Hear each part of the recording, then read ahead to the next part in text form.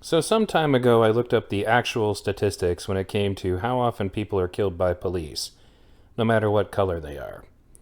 And what I discovered was, and this was through exhaustive just, looking up the statistics myself to be sure that I wasn't being swayed by either the left or the right and their, dialogue and narrative about this issue. And what I discovered was interesting. But suffice it to say, it's not what you think, most likely. And it's definitely nowhere near as common as you've been led to believe. I'm going to go into that with the hard numbers here in a moment. And I'm going to put all of the links necessary to source every number that I quote in this video below. Before I begin, though, I do want to make clear all deaths matter. Obviously, anything that results in the death of a human being is important, and it does deserve attention. But, much like the false bag of goods that was the war on terror that we were sold, back in 2008 to go to Iraq, I think that something similar is going on here. One of the things that was mentioned by one of my mentors, Peter Joseph, in his film Zeitgeist Addendum, was that more people were dying by peanut allergies, complications of them, than they were by terrorist acts. Yet, for some reason, there was an effort in the media to make everybody afraid of terrorists to the point of allowing us to go to war and kill far more people than were even, basically a number that was way higher than anybody who died on 9/11. There were people who had a motive to inflate that perception in, the common populace, and it's because they had an agenda. The same thing is clearly true when it comes to the common parlance and dialogue and narrative regarding police shootings. I'm going to provide the hard statistics below, including, where you can find where all of these numbers that I am about to quote come from. The population, the black population, the number of people on average that are shot per year, it's all going to be there. If I miss anything, by all means, say something in the comments, and I will happily find you a source. But needless to say, I just spent a whole day looking these up to find them. So, let's dip into it. The population of the United States is 331,449,281. Of that population, 48,221,139 and 139 are blacks. On an average year, we have about 61,500,000 police interactions. On average, that's 26% are white, 21% are black. The statistics I read in the article actually state that there's really not much of a significant difference. On average, about 1,000 people are killed by police a year. This is not a number adjusted for legit shootings. In other words, this is just 1,000 people are killed, and it's a number that has not been, examined so far as which shootings were good and which shootings were bad. And yes, I'll acknowledge that some shootings that are recorded as legitimate, may not be, but that doesn't change the fact that we're only looking at about 1,000 people a year. 1,000 people are dying out of 61,500,000 police interactions. And the black population is 48 million plus. So, overall, we're looking at a number that I would say is nowhere near as high as most people on the left would have probably expected to hear, and most people I show these statistics to usually go into denial. They come up with conspiracy theories as to why these statistics could be wrong or whatever, but regardless, these are the hard numbers. About 1,000 people a year are killed in 61,500,000 police interactions.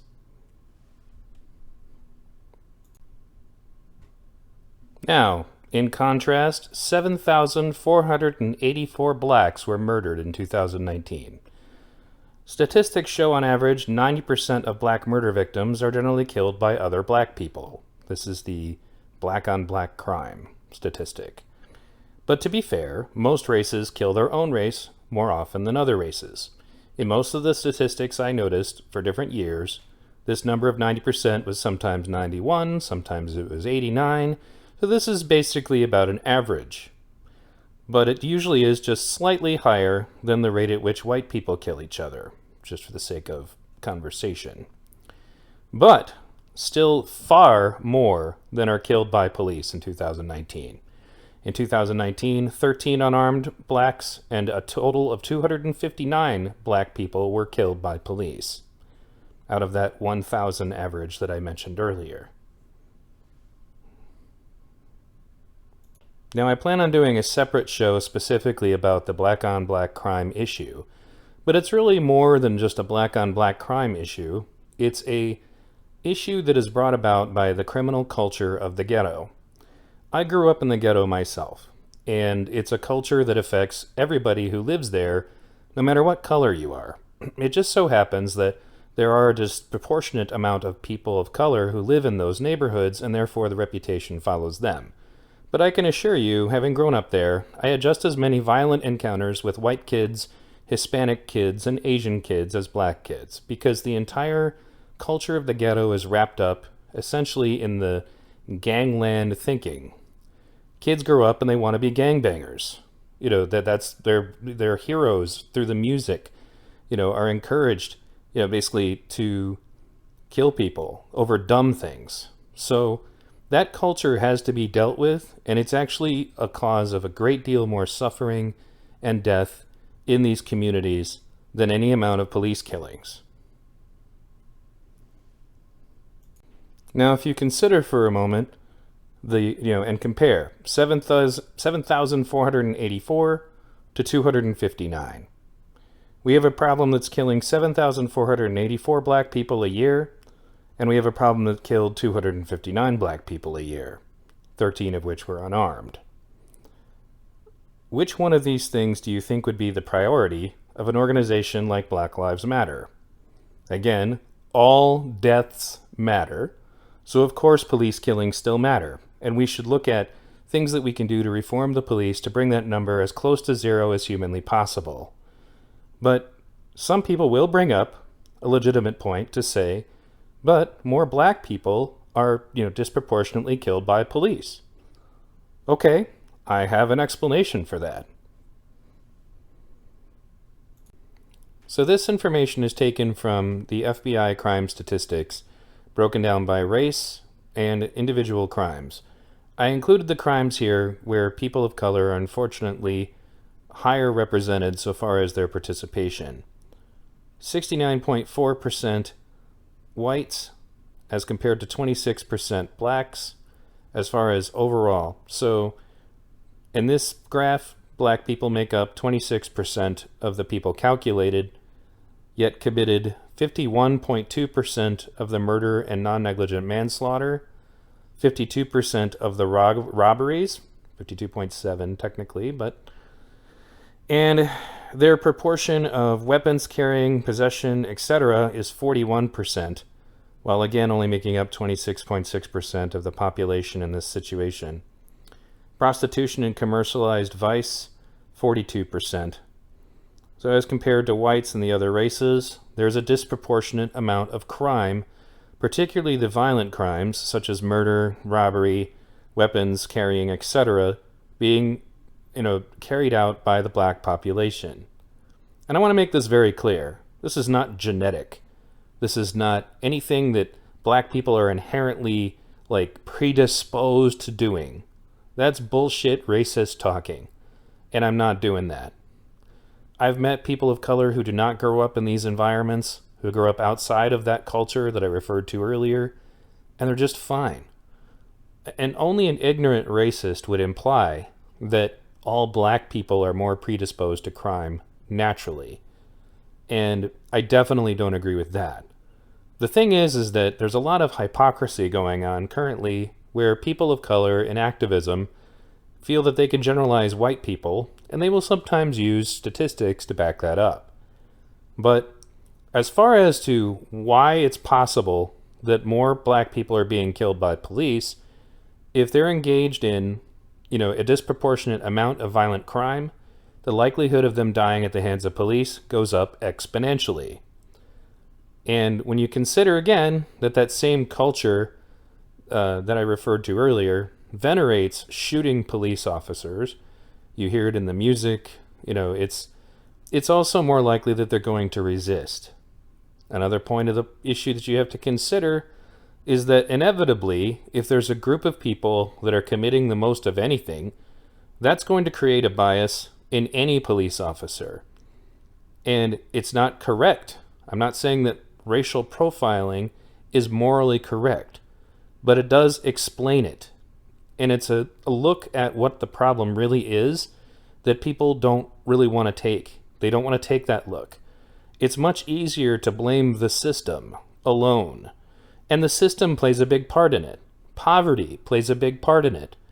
But unless we fix this cultural issue that venerates crime, that makes gangbangers into heroes, and people who go out and get a job or people who get good grades are literally made fun of in that culture. I know, I was one of those people. And that's again true of any race of people who grow up in these communities.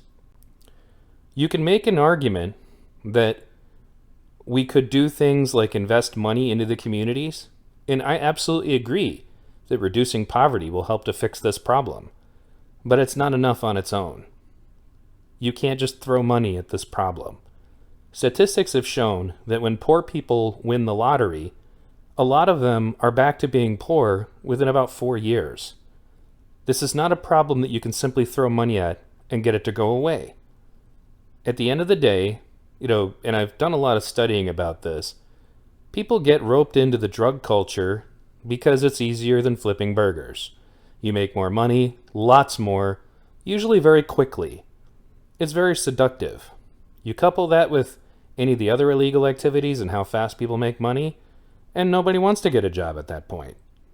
The same thing has to do with the schools, and yes, the schools in those areas are certainly underfunded, but there is also a culture that discourages kids.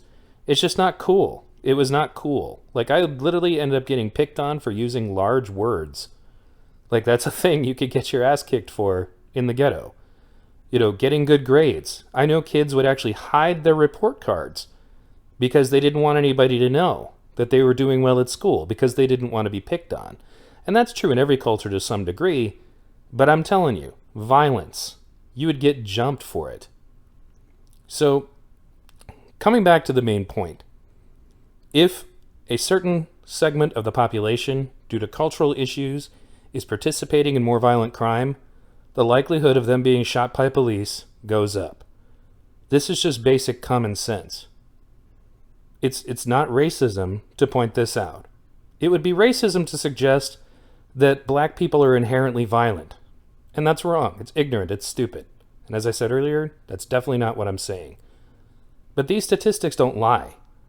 And there was a time when there was activism, I would say, mostly in the 80s and the 90s, and even, ironically, the hip-hop artists joined in on this, the activism that was geared towards trying to stop violence in the streets. But it's going to take community effort and activism, and some of it's going to be dangerous, because these people that you've basically kind of pretended don't exist, meaning the criminal element, they're not going to take kindly to you trying to get rid of them, and they will kill you. Dead. And I think at the end of the day, that's one of the reasons why people are so much more, full of bravado when it comes to confronting the police. Because the police are ordered to stand there and leave you alone. And I'm not saying they always do, and this is in reference to at protests and riots. The criminals will just kill you. So, with that said, let's talk about some other causes of death, as far as, all people in the United States. And then we'll discuss how this situation is being bent out of proportion and who benefits. So some time ago when I was researching this issue, I stumbled on this article. It's called The Death Index, Top 59 Ways to Die. Number 59 was accidental discharge of firearms. Number 58 is killings by law enforcement officers. What's killing more people than death at the hands of the police? Death in childbirth? Death in house fires? Death drowning in a swimming pool happens more often than dying at the hands of police. Death from gallbladder disorders. How many people do you know who have died of gallbladder disorders? Cervical and uterine cancers. Complications of medical or surgical care. Homicide not related to guns. So, the reason I bring this up is I want you to think for a moment, how many people do you know have died as of complications of surgery, or cervical or uterine cancers, or gallbladder disorders, or drowning in swimming pools, or just accidental drowning in general, or dying in house fires, or in childbirth? I'm going to wager that you may know one or more persons, but not very many, who have died in these ways. Killings by law enforcement officers is actually one of, it is relevant, but it's not by any means one of the more pronounced ways that people die in the United States. The leading causes of death, are some of the nastier diseases like coronary heart disease and such, and killings by law enforcement officers is near the bottom. Now, the reason why this is a problem is that the wording that is being used in the media to control your outrage would be to say things like genocide. We charge genocide. Systemic murder and oppression of blacks continues in the U.S. We should invoke the Genocide Convention in response to fatal police shootings. So if we go back to the statistics I said earlier, they're suggesting that 259 people out of millions of black people in millions of police interactions is a genocide. It's just not. The question is, why do people lie about this? What is the benefit they have to lying about this? There are multiple people I feel that benefit from dividing and conquering the poor. It's not about the race. The elite don't care what your color is. They didn't care when they were buying slaves from African kings that the African kings were black. They didn't care when, say somebody like Ben Carson became wealthy and then gets appointed to the White House by a Republican president.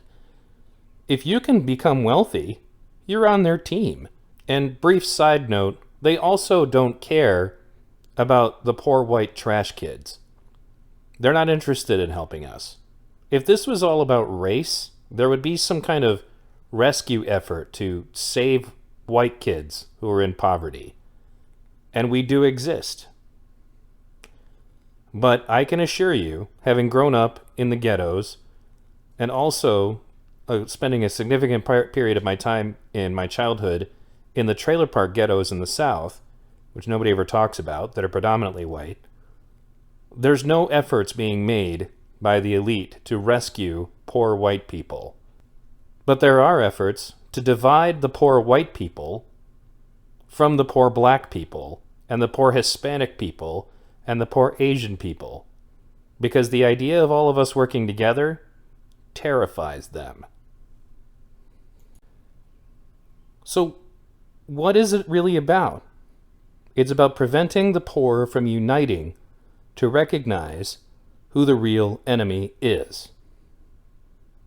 Now, that's just a sociological issue that I would suggest, is that everywhere there are wealthy people, they find ways to set the poor against one another.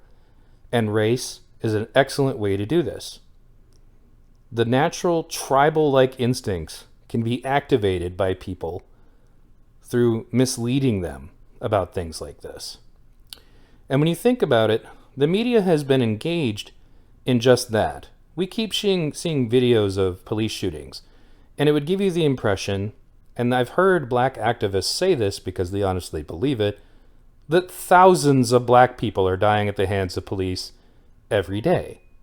When the reality is, only about 1,000 people total are dying at the hands of the police every year, and 259 black people died at the hands of police in 2019.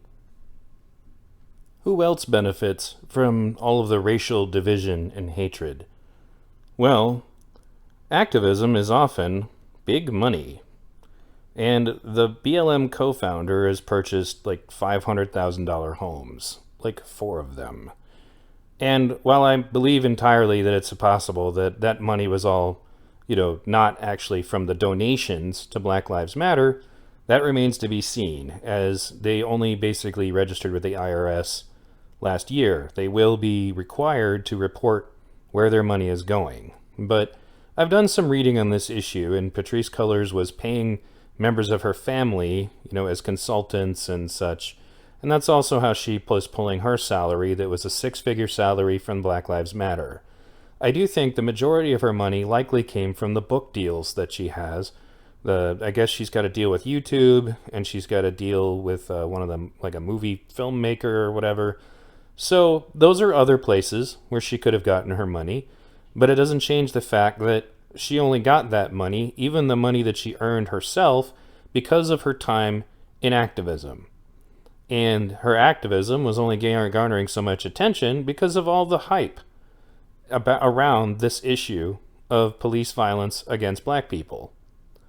So that's another major motive. It also arguably had political effects in the last election.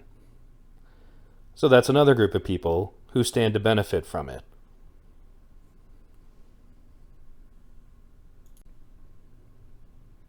And finally, and I've brought this up during my series on Abolish the Police, another group that stands to benefit from all of this nasty activism, specifically in the direction of trying to alienate and dehumanize police officers, are the legitimate criminals.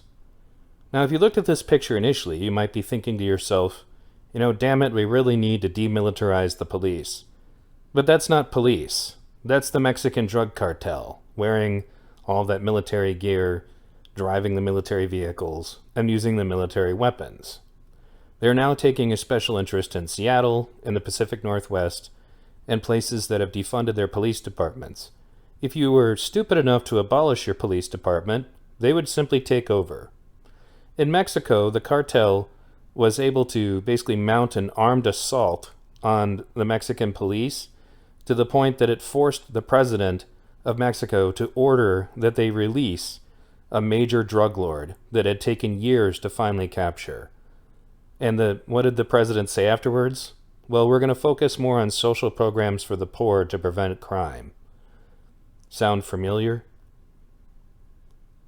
One of my friends who attends Black Lives Matter protests said that in the abolish police groups that he knows, he runs into 2 types of people.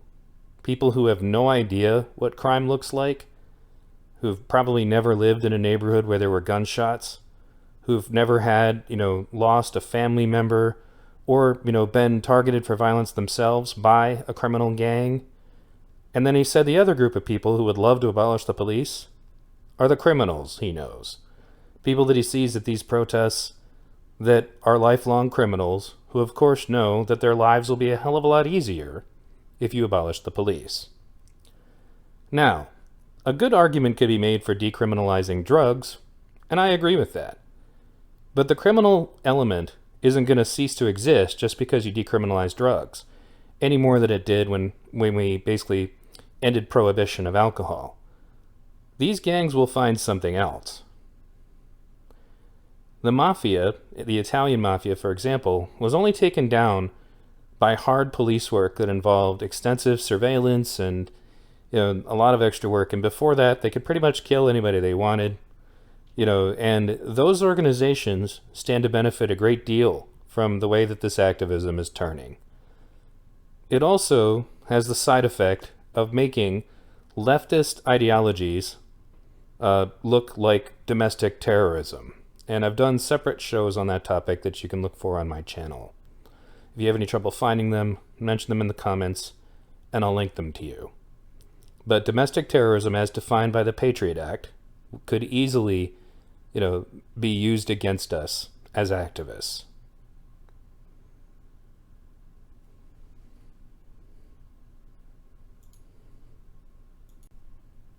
So I'm going to recommend a channel called Police Activity. Spend, say, an hour watching the very carefully recorded videos on this channel so that you can actually understand what goes on during police shootings. And to be clear, this channel covers bad police shootings as well as legitimate and justified police shootings. I think a lot of people that I talk to about this have never really spent any time analyzing things from the perspective of the police officer in question, and remembering that they're human. There's an effort to defund the police, and then there's an effort to dehumanize the police. These stupid fucking idiots who say shit like ACAB. Whoever thinks that all cops are bastards, you're basically generalizing in the same way that the racists and the bigots you claim to oppose do. There are some bad cops, but they make up a minority, and that's just the statistical truth. But if you doubt me, spend some time watching this channel. There's a couple of videos on here in particular that actually left a big impression on me. One of them was where a black man on a bus had passed out because of a drug overdose. They spent 30 minutes with this guy trying to convince him that he needed to go to the hospital because they had used basically the drug that brings people back from a drug overdose. I'm sorry I don't remember the name, and he could die at any moment, and he wouldn't go along with it, and he also wouldn't let them search him. For 30 minutes, they were polite and coddled this guy, and then eventually he drew his pistol and he killed an innocent fireman. This is the kind of stuff that police deal with on a regular basis. And police are humans. Ask yourself who benefits when it comes to alienating yourself from the police. I can tell you that no successful revolution has ever taken place without some kind of relationship with the police force and the local military. Unless they were extremely weak, which they're not.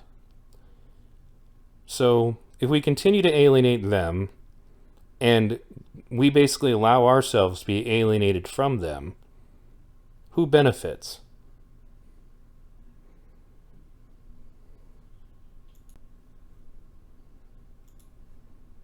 I also recommend this video, which I will link in the cards at the end of my video, but this is Jocko Willenick, a former Navy SEAL, discussing the issue of the police and their training with Joe Rogan.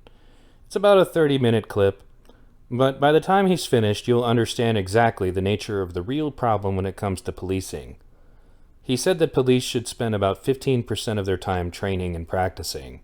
The reality is most police train for a very short period of time because that's all they're allotted, and they usually don't get any time for practice unless they go to the range on their own, and they don't get any practice when it comes to things like de-escalation techniques. Joe Rogan also had on a different guest who was a police psychologist who explained a lot about their issues, including the fact that she only usually gets to see police officers once a year to help train them in de-escalation tactics.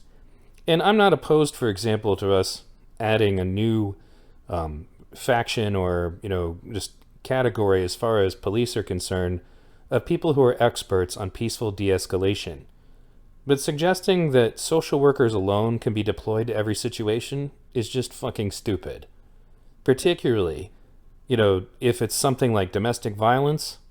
Having had a mother who was beaten by my stepfather, I can tell you that no amount of social workers showing up would have solved that situation. He needed to be taken down. It's that simple. The other thing I would say is that in many cases you can't really expect these social workers to go to these situations without a police escort, which puts you right back where you were.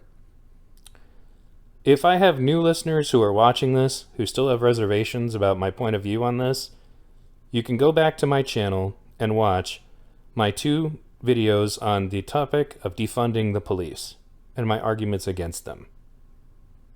Thanks for listening.